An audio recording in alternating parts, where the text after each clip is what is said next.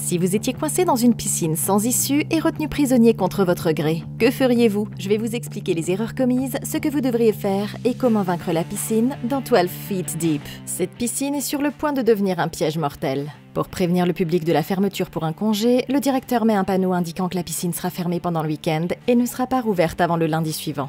Cette femme, Brie, s'assied sur les gradins et sort un appareil de son sac pour vérifier son taux de glycémie. Elle est diabétique, et si elle ne prend pas ses médicaments, elle va tomber dans un coma fatal. Brie se jette à nouveau à l'eau et fait des longueurs quand elle aperçoit sa sœur Jonah qui se dirige vers elle. Celle-ci sort, la rejoint au bord de la piscine et lui demande comment elle va. Sa sœur confirme qu'elle n'a pas consommé de drogue depuis presque 4 mois. Mais elle a l'air déprimée, et voulant lui remonter le moral, Brie la défie dans une course. La prenant au mot, elle saute dans l'eau, mais c'est alors que le directeur arrive. Il annonce que la piscine ferme pour le week-end férié et il leur dit qu'elles doivent sortir. Acceptant de partir, les femmes se sèchent près des gradins et Brie dit à sa sœur qu'elle s'est récemment fiancée. Elle veut lui montrer la bague, mais quand elle fouille dans son sac, elle est introuvable.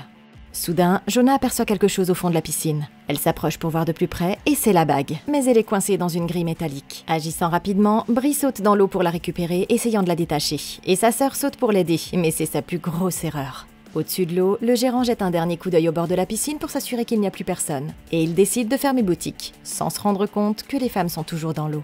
Il appuie sur un bouton et active le drain, aspirant les cheveux de Jonah dans la grille. Elle manque d'oxygène, et c'est terrifiant. Mais pour aggraver les choses, la couverture de la piscine se referme au-dessus de leur tête. Brie sait qu'elles vont mourir toutes les deux si elle ne fait rien, alors elle arrache les cheveux de sa sœur de toutes ses forces. Son plan fonctionne et elle remonte à la surface aussi vite que possible. Mais il est trop tard. Le responsable de la piscine a déjà quitté le bâtiment et la couverture s'est entièrement déployée sur la piscine, les piégeant en dessous. Ok, c'est effrayant. Si Jigsaw lui-même était soudainement le gérant de la piscine publique, vous devriez changer de nom et déménager dans un autre état. Même à la retraite, ce type continue à piéger des gens dans des situations terrifiantes. Et si ces filles avaient vu un seul film Saw au cours des 2 dernières décennies, elles l'auraient su. Maintenant, il y avait clairement une meilleure façon de gérer cette situation si les filles avaient les idées claires. Tout d'abord, il n'y a aucune raison pour que toutes les deux soient au fond de la piscine. Une bague de fiançailles, c'est petit, et il n'y a qu'une surface suffisante pour qu'une seule personne puisse tirer dessus à la fois. Suivre votre sœur est tout simplement inutile, et il aurait été plus facile d'aller dire au responsable de la piscine qu'elle a perdu une bague en diamant. Il n'y avait clairement aucun obstacle à ça, parce qu'avec une seule fille dans la piscine, il ne serait pas en mesure de la fermer. Et en plus, il pourrait avoir les outils pour les aider à la récupérer plus facilement. Il est dans l'intérêt de cet homme de les aider, parce qu'il veut partir. Donc le fait qu'aucune d'entre elles n'ait pensé à prévenir le personnel est la décision la plus stupide qu'elle puisse prendre. Malheureusement, il est trop tard pour tout ça, et nous devons maintenant nous échapper d'une piscine fermée. Il se trouve que cette histoire est basée sur l'histoire réelle d'un adolescent qui est mort tragiquement dans les mêmes circonstances. Et ça nous montre que ce scénario est beaucoup plus dangereux qu'il n'y paraît. Si nous regardons notre environnement, nous pouvons voir que cette piscine est en pente, avec une profondeur de 12 pieds au bout, soit plus de 3,50 m. Mais de ce côté, il n'y a qu'1,5 m de profondeur. La décision évidente est de rester dans la partie peu profonde de la piscine, parce que vous n'aurez pas besoin de continuer à nager. Mais il y a une raison encore plus importante. Si vous regardez comment cette couverture se ferme, il ne semble pas y avoir de rainure le long de la piscine, ce qui signifie que la couverture n'est pas tirée, mais poussée. Ça nous indique que le moteur se trouve uniquement dans la partie profonde, et que plus nous sommes éloignés de la boîte de vitesse, moins il y aura de résistance lorsque nous pousserons sur la couverture. Nous devons également tenir compte du fait que sur le bord, il y a ces crochets métalliques, et il est fort probable qu'ils s'insèrent dans des rainures de l'autre côté pour être maintenus en place. Maintenant, la chose la plus logique à faire, c'est de trouver les points faibles de la couverture. Et si nous savons qu'il y aura une résistance assez forte de ce côté et de ce côté, le plan d'action le plus intelligent est d'aller au milieu et de pousser vers le haut. Logiquement, c'est là qu'il y aura le moins de résistance. Et même si c'est un peu plus profond, on pourra toujours toucher le fond de la piscine. Si c'était moi, j'essaierais de travailler ensemble en demandant à une personne de monter sur les épaules de l'autre et de pousser vers le haut avec le plus de force combinée. Il leur suffit de soulever la couverture de 30 cm pour s'extraire et ce serait leur meilleure chance. Paniquées, les femmes commencent à crier à l'aide, mais elles se rendent compte que l'endroit est complètement désert et que personne ne reviendra avant la fin du week-end. C'est terrifiant, et Jonah commence à frapper la couverture de la piscine pour sortir, mais c'est inutile. La fibre de verre est trop solide pour être cassée, et c'est à ce moment-là que Brie propose un plan, suggérant qu'elles aillent dans la partie peu profonde et essaient de soulever la couverture de là. Les sœurs nagent vers l'autre côté aussi vite qu'elles le peuvent et poussent contre la bâche. Mais même en travaillant toutes les deux ensemble, elle est encore trop lourde. Il n'y a aucun moyen de la soulever comme ça, et Brie suggère qu'elle vérifie s'il y a des points faibles sur la paroi qu'elle pourrait utiliser. Séparée, elle regarde autour de la piscine et la sœur découvre un trou dans la couverture. Mais il y a un problème. Il est trop petit pour qu'elles puissent y passer leurs bras, et elles ont besoin de quelque chose pour l'élargir. Jonah trouve le crochet qui maintient le séparateur de voie en place, et elle essaie de le décrocher, mais il est coincé. Pendant ce temps, Brie découvre un bout en plastique caché sur le côté de la piscine, et elle le casse en deux. En retournant vers le trou, elle essaie de limer les côtés pour l'élargir, mais le plan ne fonctionne pas. Épuisée, la femme fait une pause. Mais elle se souvient tout à coup de son fiancé, réalisant qu'il appellera la police quand il s'apercevra de sa disparition, et qu'il ne leur reste plus qu'à attendre les secours. En entendant ça, la sœur se sent frustrée, soulignant que ne rien faire n'est pas une solution. Mais Brie le prend personnellement. Elle reproche à sa sœur d'être négative, mais Jonah lui dit qu'elle ne pense toujours qu'à elle. Depuis qu'elle est sortie de cure de désintoxication, elle se sent abandonnée parce que sa sœur n'a jamais été là pour l'aider. Et elle explique qu'elle est jalouse de sa vie parfaite et de sa coûteuse bague en diamant. C'est alors que Brie réalise que sa sœur a pris la bague et l'a jetée dans la piscine. Toute cette situation est de sa faute, et maintenant, elles vont mourir ici. En colère, la femme nage jusqu'au fond, là où se trouve la grille, et elle parvient cette fois à sortir la bague. Et ça lui donne une idée. Elle revient pour trouver sa sœur qui essaie d'élargir le trou, et elle lui dit que la grille au fond de la piscine est légèrement desserrée. Si elles travaillent ensemble pour l'enlever, elles pourront l'utiliser pour casser la couverture. Jonah est terrifiée à l'idée que ses cheveux soient à nouveau aspirés, et elle refuse d'essayer. Mais c'est alors qu'elles entendent un téléphone sonner à proximité. Ok, c'est pas vraiment l'endroit pour une rivalité entre frangines. Plus elles se disputent, plus elles perdent de temps pour trouver une solution. Et rester dans cette piscine est beaucoup plus dangereux que vous ne le pensez. Au bout d'un moment, ces filles devront libérer leur fluide corporel. Et même s'il s'agit d'une grande piscine, le problème est que les produits chimiques contenus dans l'urine se lient au chlore, formant des composés extrêmement dangereux appelés chlorure de cyanogène. Il s'agit d'un asphyxiant chimique hautement toxique qui interfère avec la capacité du corps à utiliser l'oxygène et qui peut être rapidement fatal. Pour l'instant, la meilleure stratégie qu'elles ont, c'est de briser la couverture de la piscine. Et elles doivent se concentrer sur ce point plutôt que sur des disputes mesquines. Utiliser la grille métallique est facilement notre meilleure chance de nous échapper, parce que contrairement aux morceaux de plastique qu'elles ont trouvés, cette chose est lourde, et elle a encore les bords tranchants nécessaires pour concentrer toute notre force dans la plus petite surface.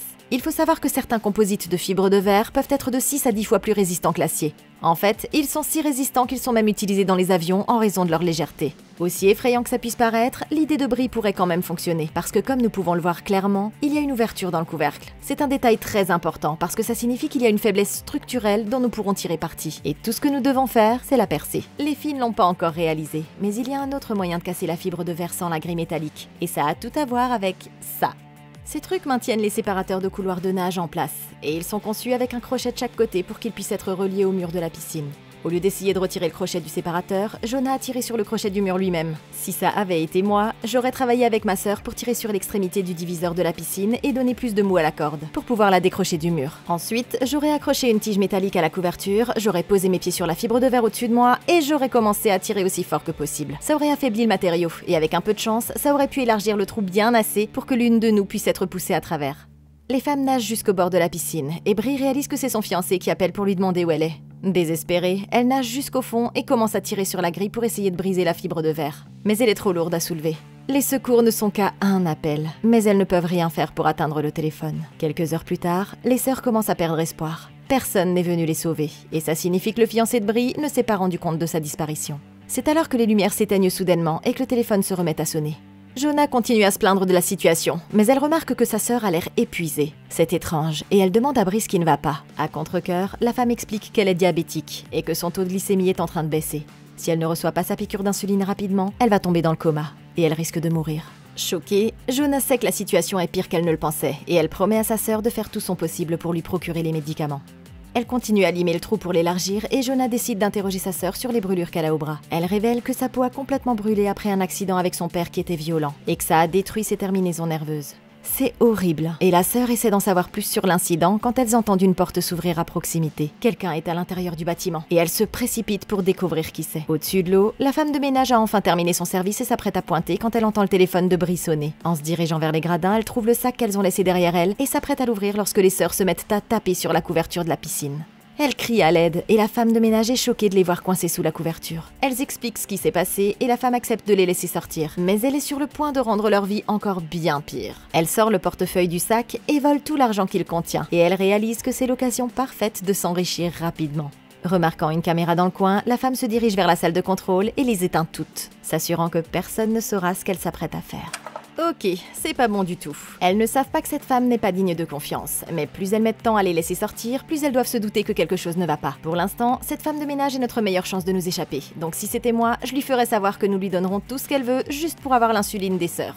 Ça peut sembler contre-intuitif, mais si on commence à penser que la femme de ménage ne nous laissera pas sortir, la fille va entrer dans un coma diabétique et elle va se noyer. Ça tuera nos chances de nous échapper, parce que deux sœurs en bonne santé ont plus de chances de trouver une issue que si l'une d'entre elles est malade ou morte. L'insuline ordinaire dure entre 3 et 6 heures et un diabétique a besoin d'au moins 2 injections par jour. En supposant que Brie ait pris sa première injection à 10 h du matin, elle devrait en prendre une deuxième vers 15 h et on va dire une troisième à 23 h.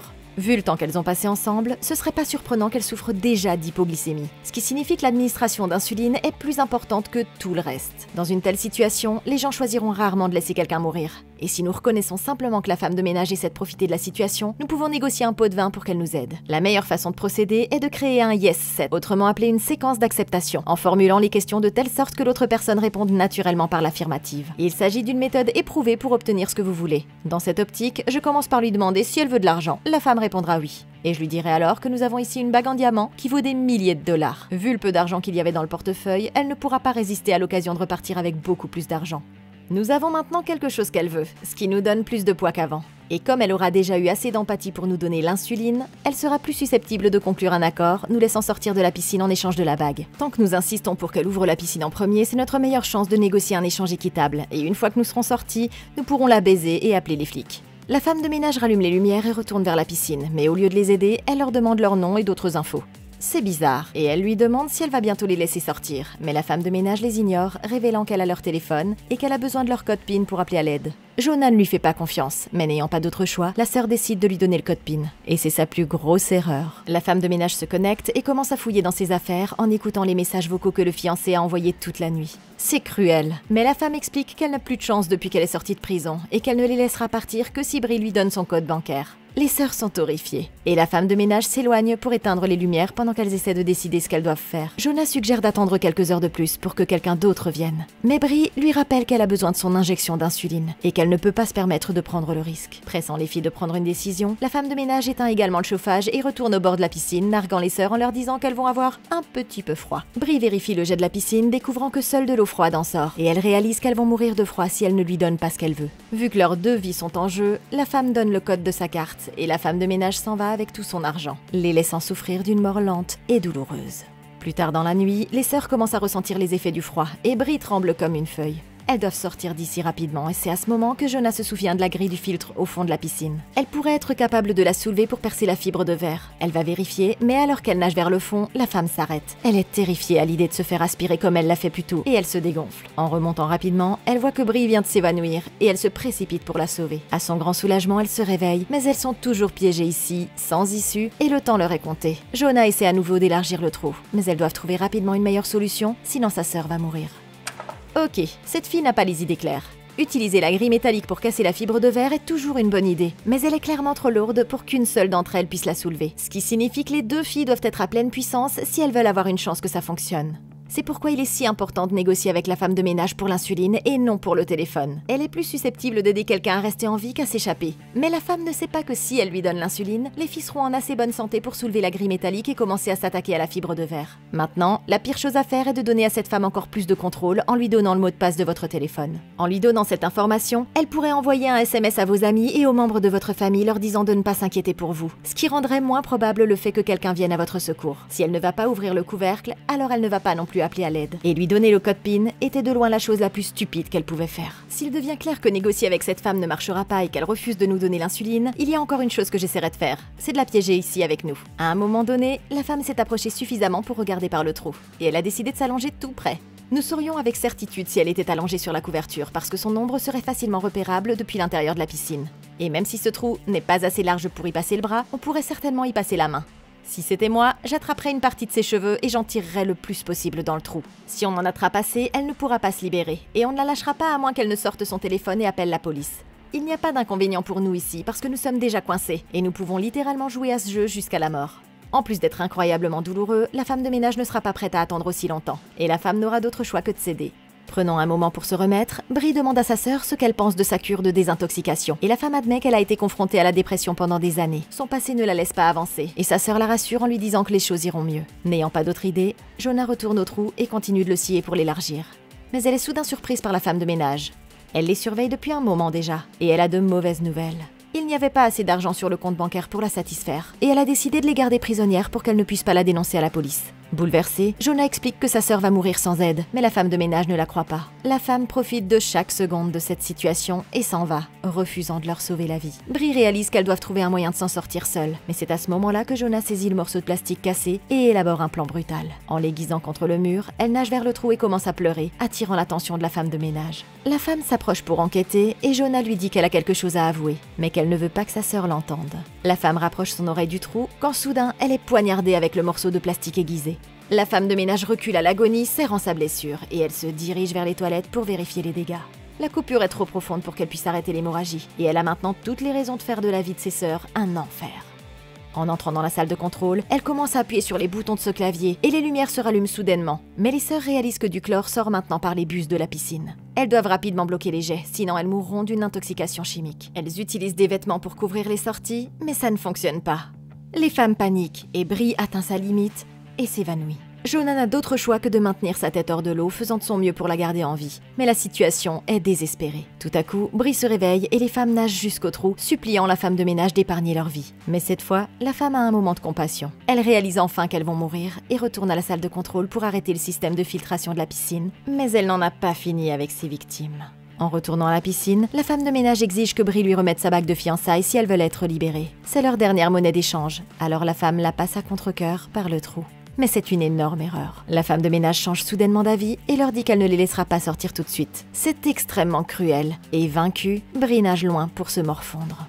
Ok, ces filles ont ruiné leur chance. La femme de ménage a essayé de les voler toute la nuit, mais elles avaient trop peu d'argent à voler. C'est la seule raison pour laquelle cette femme est restée ici aussi longtemps, parce qu'il y a encore une dernière chose qui peut faire que ça en vaille la peine. Cette bague en diamant était la seule chose qui avait de la valeur, mais au lieu de conclure un marché pour la bague en les laissant sortir en premier, elles l'ont donnée et ont ensuite poignardé la femme dans l'oreille. Maintenant, cette femme de ménage n'a clairement aucune raison de les aider, et au contraire, elle va tout faire pour qu'elles souffrent encore plus. C'est incroyablement stupide. Et les filles auraient dû se rendre compte que l'argent et l'empathie sont les seuls outils à leur disposition pour avoir la moindre chance d'obtenir l'aide de cette femme. Maintenant, envoyer du chlore dans la piscine peut sembler normal, mais c'est en fait assez dangereux, parce que ça crée quelque chose appelé l'acide hypochloreux. Celui-ci se forme quand le chlore se dissout dans l'eau, et il est si efficace pour tuer les germes et les bactéries que même l'Organisation mondiale de la santé l'a recommandé comme l'un des désinfectants les plus puissants disponibles. C'est dans cette eau qu'elle se baigne actuellement, et plus les jets sont allumés, plus d'acide sera envoyé dans la piscine. Ce gaz inodore peut provoquer de graves symptômes si une personne en inhale trop, et il peut même entraîner la mort en cas d'exposition prolongée. Maintenant, aussi dangereux que ça soit, il y a en fait une autre chose qui pourrait changer la dynamique. Pour l'instant, la femme pense qu'elle a toutes les cartes en main. Il n'y a aucun moyen pour les filles de sortir à moins qu'elle ne les aide, et ça lui permet d'agir aussi horriblement qu'elle le veut. C'est exactement la raison pour laquelle, si c'était moi, au lieu de taper sur la fibre de verre avec mes mains et d'implorer de l'aide, je descendrais chercher la grille métallique. Je l'amènerais à la surface et je commencerais à essayer de créer une fissure dans le côté le plus lâche du couvercle. Puis, j'utiliserais ces crochets métalliques pour élargir l'ouverture en m'appuyant sur le côté de la piscine. Il est possible qu'elle vienne appuyer contre le rebord, mais si cette méchante bonne femme voit que nous avons presque réussi à sortir, il est fort probable qu'elle partira avant que nous nous échappions, pour que nous ne puissions pas l'identifier auprès des flics. Le pire scénario serait qu'elle essaie de saboter notre stratégie d'évasion, mais c'est pas grave. Tout ce que nous devons faire, c'est lui faire peur en lui montrant que nous sommes capables de sortir par nos propres moyens. Et même utiliser la grille métallique pour frapper contre la couverture pourrait être suffisamment menaçant pour la convaincre qu'il est dans son intérêt d'arrêter de nous torturer et de partir. Épuisée, la femme tente de se reposer, mais elle entend alors un grand bruit au loin. La couverture de la piscine se rétracte soudainement et une sirène de police se met à hurler à l'extérieur. Les secours sont enfin arrivés et la porte s'ouvre, révélant son fiancé qui se tient là. Il court dans le bâtiment et la sort de l'eau, soulagé de voir qu'elle est encore en vie. Le cauchemar est enfin terminé. Mais c'est alors qu'il lui demande où est sa sœur, et il remarque que Jonah a disparu. Tout à coup, Brie se réveille dans la piscine et réalise que tout ça n'était qu'un rêve. Pendant ce temps, la femme de ménage admire la bague de fiançailles et elle remarque que quelqu'un appelle à nouveau. C'est le fiancé, et quand elle vérifie les nouveaux messages vocaux, elle entend l'homme promettre d'appeler les flics si Brie ne répond pas. Les femmes seront secourues si personne ne répond au téléphone. Alors la femme de ménage retourne à la piscine et leur fait une promesse. Elle accepte d'ouvrir la couverture, mais seulement si elle garde secret ce qui s'est passé ici. Désespérées, les sœurs acceptent, et elles se rendent dans la salle de contrôle pour rétracter la couverture de la piscine. Mais elle est surprise de constater qu'elle ne fonctionne pas. La femme de ménage retourne à la piscine et dit aux sœurs que la machine est cassée, et qu'elle ne peut plus les aider. Elles devront trouver comment s'échapper par elles-mêmes. Brie la supplie d'appeler les flics, mais la femme lui fait comprendre qu'elle sera renvoyée en prison s'ils viennent. Les sœurs promettent de ne rien dire, mais la femme de ménage quitte le bâtiment, détruisant leur dernier espoir d'être sauvée à temps. Ok, c'est un sérieux problème. Plutôt, Brie n'était pas capable de soulever une grille métallique toute seule, donc si elles veulent avoir une chance de remonter à la surface, elles vont devoir travailler ensemble. Le problème, c'est que cette fille est en passe de faire un choc diabétique, et elles ne peuvent visiblement pas lui donner l'insuline à temps. Elles n'ont pas d'autre option, et ça signifie que nous devons arrêter ses symptômes diabétiques assez longtemps pour pouvoir l'aider à lever la grille. Étonnamment, il existe un excellent moyen d'y parvenir, et tout se résume à l'exercice. Il s'avère que l'exercice peut faire baisser votre glycémie pendant 24 heures supplémentaires, parce qu'il vous rend plus sensible aux réserves d'insuline dont vous disposez déjà. L'activité physique oblige l'organisme à demander du glucose comme source d'énergie, et par conséquent, les cellules fournissent du glucose aux muscles, ce qui fait baisser la glycémie. Il existe même un moyen de savoir si ça peut fonctionner pour vous, parce que si votre glycémie est supérieure à 240 mg par décilitre, votre organisme entre dans ce qu'on appelle la cétose, c'est-à-dire qu'il n'a pas assez de glucides à brûler pour produire de l'énergie. Au lieu de ça, il brûle des graisses et produit quelque chose appelé cétone. Mais ce qui est intéressant, c'est que vous pouvez le sentir dans votre haleine. Certaines personnes décrivent l'haleine de cétone comme ayant une forte odeur qui ressemble au dissolvant pour vernis à ongles. Dans cette optique, si nous parvenons à sentir une odeur de cétone dans la laine de la sœur, alors faire de l'exercice serait une mauvaise idée, parce que ça pourrait faire monter dangereusement sa glycémie. Maintenant, si vous regardez quand la sœur est la plus faible, c'est toujours quand elle est accrochée au séparateur de couloir de nage, ce qui va juste la faire se sentir encore plus mal. Si c'était moi, je vérifierais d'abord les symptômes de la cétose. Puis, je l'encouragerais à surmonter la douleur et à commencer à faire des longueurs. Ce sera pas facile, mais si on parvient à faire pomper son cœur plus vite que la normale, ça forcera son corps à mieux réagir à l'insuline déjà présente dans son système. Et ça stabilisera sa glycémie un peu plus longtemps. Si la théorie réussit, elle pourrait se sentir suffisamment bien pour faire un dernier effort et travailler avec sa sœur pour tirer la grille métallique jusqu'à la surface et l'utiliser pour une dernière tentative d'évasion. Plus tard dans la nuit, Jonah nage dans la piscine pour se réchauffer. Mais quand elle refait surface, elle se rend compte qu'elle a perdu Brie de vue. Elle repère sa sœur appuyée contre un séparateur et elle la réveille pour s'assurer qu'elle va bien. Frigorifiée, Brie lui dit qu'elle ne pourra pas sortir d'ici en vie. Et Jonah décide finalement d'affronter ses peurs en prenant les choses en main. Elle nage jusqu'au fond de la piscine et s'agrippe à la grille en tirant dessus aussi fort qu'elle le peut. Mais Jonah n'est pas assez forte pour l'arracher. En remontant à la surface pour respirer, la femme regarde autour d'elle pour essayer de trouver quelque chose à utiliser comme levier. Et elle réalise qu'elle sait exactement ce qui va l'aider. Elle nage vers Brie, lui prend un morceau de tissu et plonge vers la grille pour l'attacher autour de la plaque métallique. La femme utilise le tissu comme levier et à son grand soulagement, elle parvient à la déloger un peu. De toutes ses forces, elle tire une dernière fois sur le tissu jusqu'à ce que la grille se détache enfin. Jonah revient à la nage pour dire à sa sœur qu'elles ont peut-être une issue, mais elle la trouve inconsciente à la surface de l'eau. Elles sont si près de s'échapper. Elle lui fait du bouche à bouche, mais Brie ne tiendra plus très longtemps. Il n'y a plus qu'une seule chose à essayer, et Jonah nage désespérément vers le trou et frappe la couverture avec le coin de la grille jusqu'à ce qu'elle brise la plaque en fibre de verre. Elles ont enfin une sortie. Elle traîne sa sœur blessée hors de la piscine en disant à Brie qu'elles vont survivre, mais la femme ne répond pas. Sa glycémie a tellement baissé qu'elle est en train de tomber dans un coma diabétique. Et Jonah fouille rapidement dans le sac de sa sœur pour trouver l'injection d'insuline avant de l'administrer dans la cuisse de la femme. Émue, elle la supplie de se réveiller, et pendant une fraction de seconde, Brie ouvre les yeux. C'est un soulagement, mais soudain, la femme lève les yeux et voit que la femme de ménage pointe une arme sur sa tête. Choquée, Jonah demande pourquoi elle fait ça, et la femme lui dit qu'elle ne peut pas les laisser vivre. Elles ont vu son visage, et elle refuse de retourner en prison. La femme se dirige vers elle, prête à tirer. Mais en voyant à quel point elles sont terrifiées, elle est prise de sympathie et décide de poser son arme. Et elle tend la bague de fiançailles.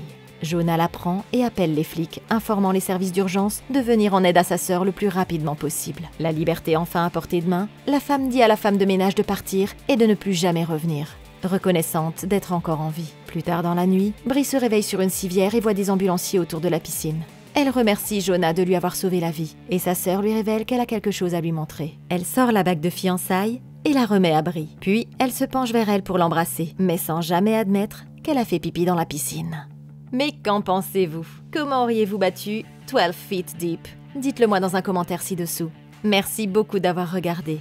Laissez un like, abonnez-vous et regardez la playlist de Comment battre pour plus de vidéos comme celle-ci.